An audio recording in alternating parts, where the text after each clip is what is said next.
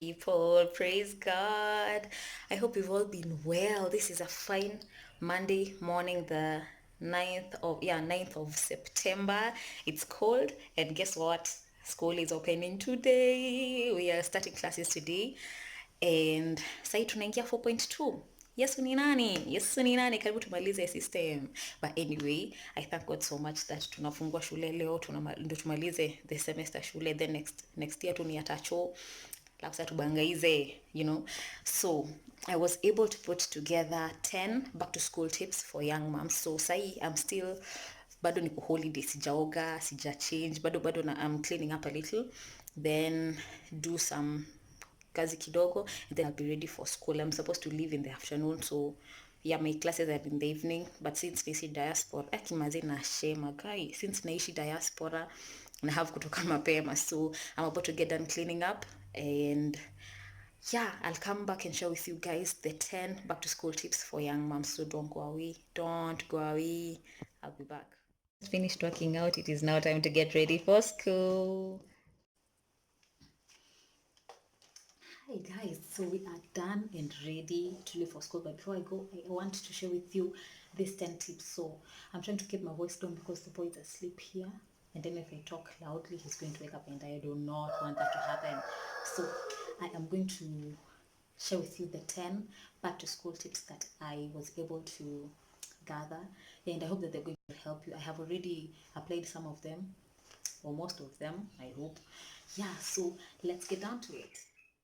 The first tip is make a schedule. That is tip number one. Make a schedule. You should be able to plan yourself and your time well, knowing what you're supposed to be doing, so that you can be able to effectively and efficiently give time for every activity that you need to be doing, whether it's your studies, your chores, your hustle, your baby, yourself. You need to have a schedule so that you can be able to plan and manage your time properly. Number two, have a to-do list. This, okay, there's this thing I had, and I think it's true. After you come out of the delivery room, your brain is like a sieve. We have this forgetfulness that just that just becomes part of us. We just become forgetful. I don't know why. Okay, so having a to-do list will be able to help you keep track of every activity that you're supposed to be doing, so that you cannot forget anything you're supposed to do. And it will also help you to prioritize what activities are more important, which ones are less important, what you're supposed to do by what time. It helps you to be able to not to forget things that you're supposed to do, basically.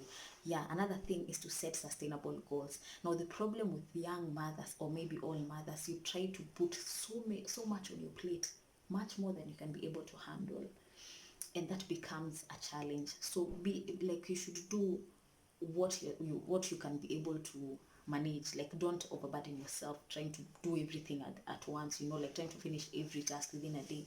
You can put off some things that are not so important and just deal with what is important, so that you don't have too much to deal with and become exhausted and burn out. Just do what you can be able to handle. Tip number 4, create time for your baby.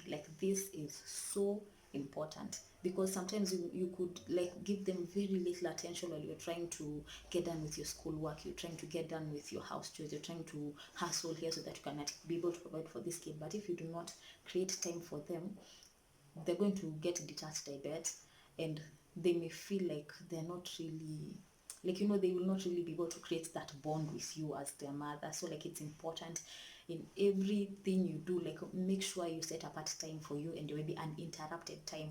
And that could include you could do things like maybe taking evening walks after school or something. If you have classes during the day, you can take evening walks with them. But for me, my classes are in the evening, so I tend to work with him during the day, and we play together. Try to see what he likes to do it with him or her. Yeah, you can read them a book or read a book together. You can have a warm bath with them before bed. If you don't bathe with your kid, I know some people bathe with their kids. I used to, but now I feel he's grown, so I bathe him separately, I bathe on my own. So you can just give them a warm bath before bed. It gives you time to bond with your baby, and you can also watch their favorite cartoon with them. That also helps you to bond with them. Yeah. And then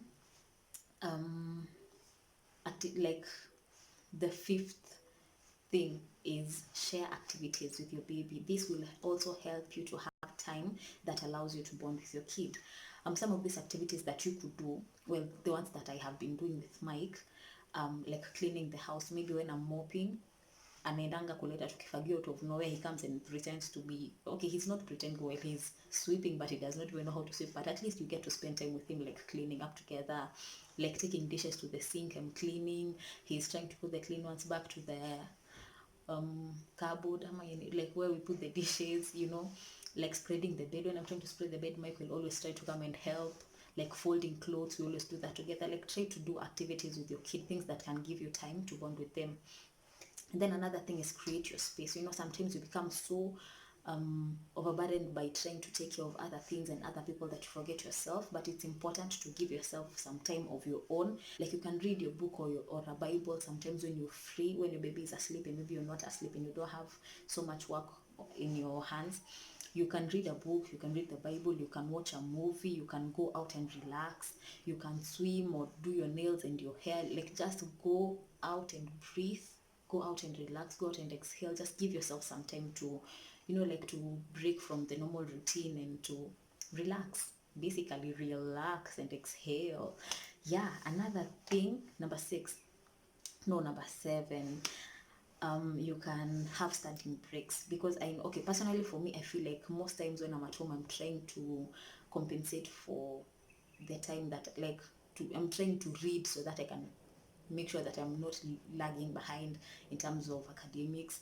And so sometimes you overburden yourself with books, but it's good to have studying breaks so that you can, like your brain can itulie tu relax. Unajua zingine mtu unasoma mpaka hata unaweza rukwa na akili. Hatutaki kurukwa na akili anyway. So like just have studying breaks. It will help you to calm down, relax, give you time to do other things and bond with your kid and stuff like that. Another thing, number 8, you can have an online class or job if that can be convenient for you. For me, I don't do online classes. And you see online, okay, let me say I'm an offline student, because I literally go to class every evening and Saturday is the whole day. So for some people it could be hard to have, like, to be able to physically attend a class, maybe because you have a job and you're trying to also raise your kid, like maybe you have a hustle somewhere, so it becomes difficult for you, but you're trying to catch up academically. You can have an online class. And also if you have classes and you're also trying to find a way to make money to support yourself and your child, you could look for jobs online. These days there's so many jobs online.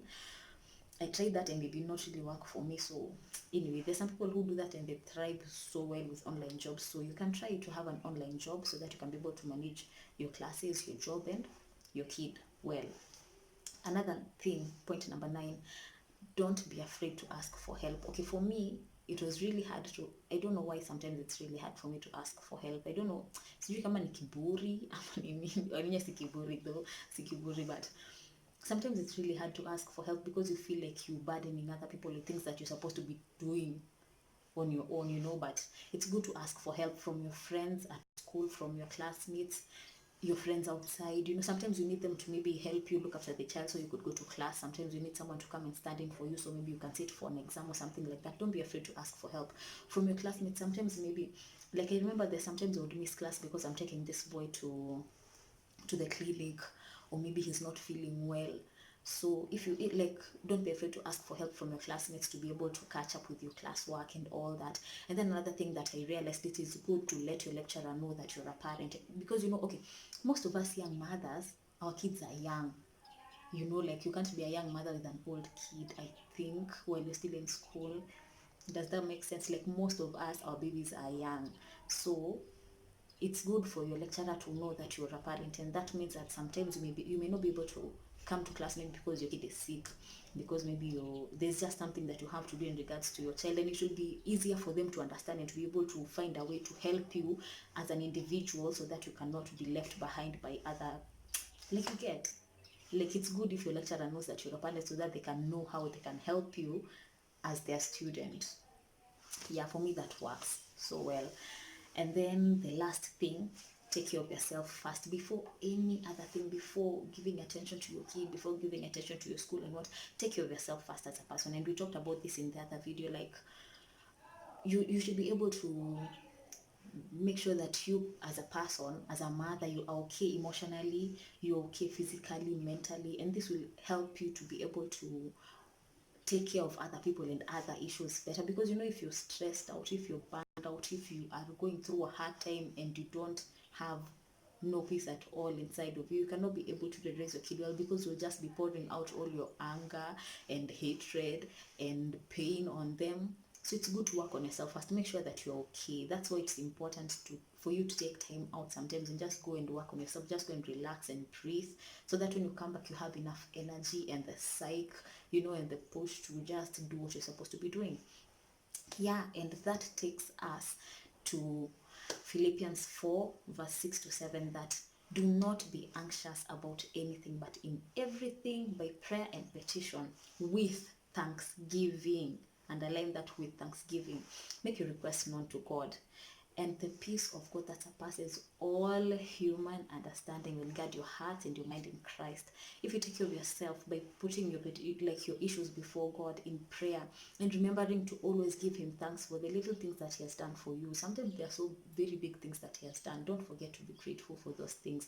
God will be able to give you the peace that you need to be able to raise your kid, to attend classes, to do your exams. Like, you'll be able to have that peace of Christ that surpasses all human understanding, to be able to carry out every work that you need to carry out. So for me, those are the 10 tips that I am applying right now to help me to be able to manage myself and my kid and school better this semester, and some I used to apply even before.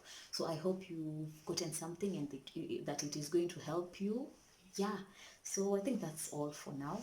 So I'm about to head out for school now. Yeah, and I hope you guys will have a great day, have a great week. Yes, that's all for today. Okay, bye.